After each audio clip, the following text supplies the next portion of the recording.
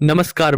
अब की बार गणतंत्र दिवस पर हमारे चीफ गेस्ट यानी मुख्य अतिथि फ्रांस के राष्ट्रपति इमैनुअल मैक्रोन होंगे, जो हमारे जो कर्तव्य पथ पर है उन पर परेड होगी। वहाँ पर उनकी सेना की भी होगी और हमारी सेना की भी परेड होगी। उनके सामने जो कुछ डिफेंस की डील है, मिसाइल है वगैरह, उनकी सबकी वहाँ पर परेड होगी।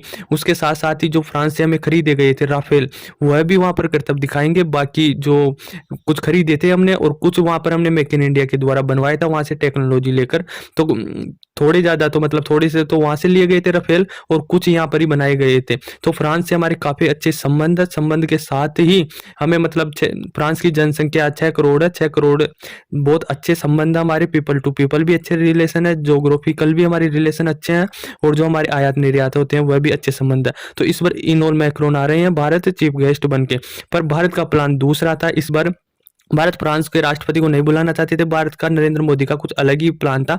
भारत का प्लान ये था कि हम क्वाड समिट है, मतलब 26 तारीख को तो हमारा गणतंत्र दिवस है, तो उनकी परेड में वगैरह में बिजी रहेंगे और उसके बाद में 27 अगस्त को हम क्वाड की मीटिंग करेंगे, जिसमें क्वाड के जो 4 देश आते हैं, जापान, ऑस्ट्रेलिया, अमेरिका और इंडिया आते हैं। तो इस बार हम 26 जनवरी को अमेरिका के राष्ट्रपति जो बाइडेन को बुलाते हैं वहाँ चीफ गेस्ट के रूप में, और 27 को फिर तीनों देश हैं, जापान, ऑस्ट्रेलिया और जापान, इसको बुलाकर हम 27 तारीख को वो करते हैं जो हमारे हिंद महासागर में जो भी चाइना सी में जो भी चल रहा है, चाइना को काउंटर कर सकते हैं। चाइना की एक्टिविटी बहुत ज़्यादा बढ़ गई है और वहाँ पर जो भी हिंद महासागर में वो एक्टिविटी करता है, सैन्य अभ्यास करता है, तो उसको बैकफुट पे धकेलने के लिए यह क्वाड समिट होना बहुत ज़रूरी है। ये लगातार मतलब पीछे जा रहा है, कमज़ोर पड़ता जा रहा है, तो इसको मजबूत करने के लिए ये क्वाड समिट होना बहुत ज़रूरी था। पर ऐन वक्त पर जो बाइडेन को ये पूछा गया तो जो बाइडेन ने कैंसिल कर दिया कि हम भारत नहीं आ रहे हैं और ये क्वाड समिट भी नहीं होगा। तो कहीं न कहीं यह क्वाड को झटका लगा है और क्वाड कमज़ोर होता जा रहा है लगातार।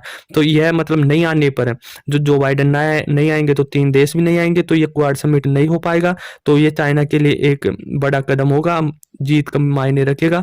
तो इसको जो बाइडेन को आना चाहिए और क्वाड की या चीफ गेस्ट भी ना बने तो 27 तारीख को आके अलग आकर क्वाड समिट अटेंड करना चाहिए। ये कमज़ोर चाइना जो आगे बढ़ रहा है, चाइना सी में जो देशों को परेशान कर रहा है अलग-अलग देशों को, तो वह आगे जाकर जो भी चाइना के मजबूत कमज़ोर इरादे हैं या गलत इरादे हैं, उनको नकारने के लिए बाइडेन को आना चाहिए और इसको क्वाड को मजबूत करना चाहिए। हालाँकि हमारे जो भी इश्यू हुए हैं अभी, हमें निज्जर की हत्या हुई है, निखिल गुप्ता, उसमें हमारा भारतीय पकड़ा गया है और अमेरिका का ये कहना है कि इंडिया इसे मरवाना चाहता है। तो वह एक अलग चीज़ हो गई, वो एक पीपल कनेक्शन हो गया, पर उसके लिए इतने बड़े देश मतलब क्वाड को नज़रअंदाज कर देना कि हम निज्जर की हत्या हमारी इंडिया इस तरह से हमारे नागरिकों को मरवाना चाहता है, एक नागरिक के लिए इतने बड़े जियोपॉलिटिक्स को छोड़ना ये गलत है और ये मतलब छोड़ना नहीं चाहिए।